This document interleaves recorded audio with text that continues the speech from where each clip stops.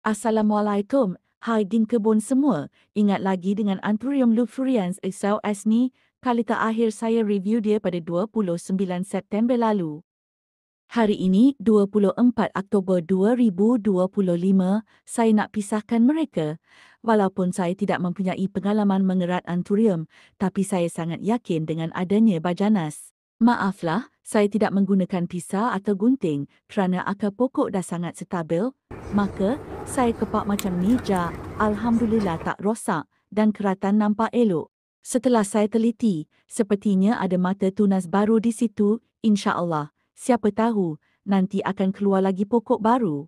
Sekarang saya masukkan semula induk ke media asal, manakala keratan baru saya semai dalam mos yang direndam dalam air larutan Bajanas. Kepada yang masih mencari baja, apa kata cuba Bajanas? Kita beli pokok mahal, jadi kenalah bagi baja yang terbaik untuk pokok kita. Boleh DM atau komen nak?